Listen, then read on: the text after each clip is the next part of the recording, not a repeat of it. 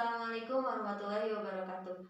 Perkenalkan, nama saya Ismi Siti Hanafiatul Kamalah dari Prodi Bimbingan dan Konseling kelas A3 IKIP Siliwangi, Bandung. Di sini saya akan melakukan wawancara untuk memenuhi tugas mata kuliah kurikulum pendidikan. Kali ini saya akan melakukan wawancara kepada Ibu Asri dari TK Al-Baitur Rahman. Silakan Ibu untuk memperkenalkan diri. Terima kasih. Assalamualaikum warahmatullahi wabarakatuh. Perkenalkan, nama saya Dwi Asri Siti Masrurul SPD. Saya mengajar di TK Al-Baitur Rahman, Kecamatan Cilawu, Kabupaten Garut. Di sini saya mengajar kelompok B usia 5-6 tahun. Baik, sebelum melakukan wawancara, saya ingin bertanya, Ibu sudah berapa lama mengajar di TK Al-Baitur Rahman ini?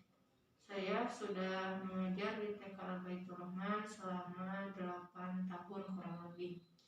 Kemudian berapa jumlah siswa di kelompok B? Untuk siswa di kelompok B berjumlah 26 orang.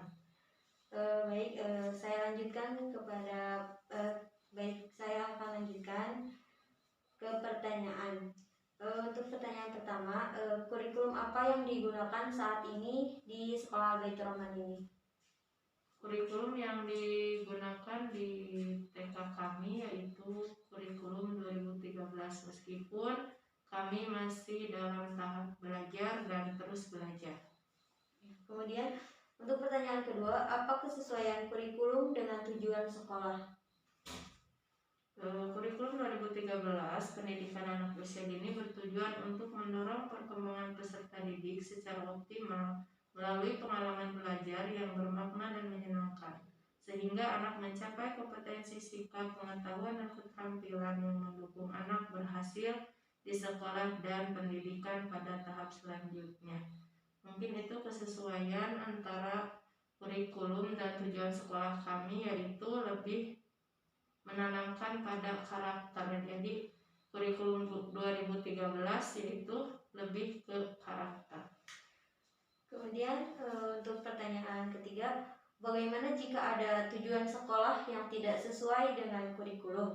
Contohnya seperti apa? Kami melakukan perbaikan atau perbenahan kurikulum setiap 1 tahun sekali. Contohnya seperti kurangnya pemahaman guru dalam penerapan kurikulum 2013, dan kami terus melakukan perbaikan dengan memberikan pembelajaran dengan mendatangkan pemateri yang lebih mengerti di bidang kurikulum 2013. Ya, kemudian untuk pertanyaan keempat, bagaimana dampak pandemi terhadap implementasi kurikulum di masa pandemi seperti saat ini? Dampaknya banyak pembelajaran atau kurikulum yang tidak tersampaikan kepada anak didik karena kurangnya untuk pertemuan dengan anak. Jadi pembelajaran yang kita sudah buat di kurikulum tersebut banyak yang tidak tersampaikan karena kurang lebihnya banyak anak yang tidak menggunakan atau tidak mempunyai teknologi seperti handphone gitu. Jadi banyak anak yang kurang mampu, itu kendalanya. Jadi banyak pembelajaran yang tidak tersampaikan kepada anak di saat masa pandemi ini. Kemudian untuk pertanyaan kelima, apakah ada penyesuaian terhadap implementasi kurikulum di masa pandemi? Alhamdulillah kami menyesuaikan. Selama masa pandemi kami membuat kurikulum darurat untuk kegiatan BDR atau belajar dari rumah.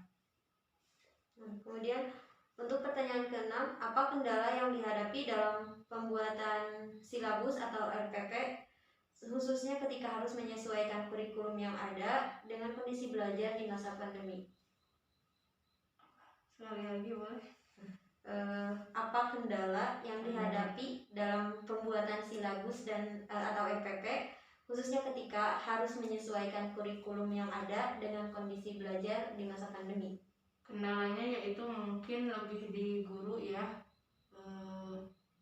Jadi masih ada yang kurang memahami bagaimana mengimplementasikannya sesuai dengan keadaan sekarang. Mungkin yang kami lakukan terus memberi pemahaman kepada guru atau pendidik untuk pembuatan silabus dan SOP seperti itu. Ya, kemudian untuk pertanyaan ketujuh, bagaimana implementasi pelaksanaan kurikulum pada pembelajaran di kelas? Untuk implementasinya, alhamdulillah guru atau pendidik kami sudah bisa melaksanakannya sesuai alur yang telah dibuat di RPP mau RPPM ataupun RPPH. Alhamdulillah sudah berjalan sesuai dengan apa yang direncanakan oleh kita. Kemudian untuk pertanyaan nomor 8, menggunakan strategi apa dalam pelaksanaan pembelajaran? Mungkin strategi kami ke pendekatan dengan anak ya, yaitu yang melalui kurikulum 2013 itu dengan pendekatan saintifik, yaitu lebih menekankan atau memberikan kesempatan kepada anak untuk menggali apa yang ingin mereka ketahui. Jadi dari anak untuk anak dan buat anak juga gitu. Ya, kemudian untuk pertanyaan nomor 9, metode seperti apa yang digunakan dalam proses pembelajaran? Untuk metode proses pembelajaran yang dilaksanakan yaitu kami masih menggunakan metode kelompok atau klasika juga, dan menggunakan metode bercakap-cakap, bercerita, dan sebagainya seperti itu. Kemudian pertanyaan 10, apa kesulitan yang dihadapi dalam penerapan kurikulum 2013 ini? Kesulitannya ya di APE mungkin ya, karena di APE dan guru juga karena masih kurangnya pemahaman tentang kurikulum 2013. Kemudian untuk pertanyaan terakhir, apa dampak negatif dan positif dari pandemi ini? Untuk dampak negatifnya di masa pandemi ini yaitu banyaknya keluhan dari orang tua dan juga banyaknya pembelajaran yang tidak tersampaikan oleh kita untuk anak-anak. Dan untuk dampak positifnya ada plusnya, yaitu anak lebih dekat dengan orang tua, karena di masa pandemi ini orang tua membimbing langsung kegiatan anak dan diberi arahan oleh guru seperti itu. Ya, baik. Terima kasih Ibu sudah menyempatkan waktunya untuk melakukan wawancara ini. Ya, sama-sama. Kemudian semoga ilmu yang diberikan oleh Ibu bisa bermanfaat bagi saya dan juga teman-teman. Baik, terima kasih. Sekian dari kami. Assalamualaikum warahmatullahi wabarakatuh. Waalaikumsalam warahmatullahi wabarakatuh.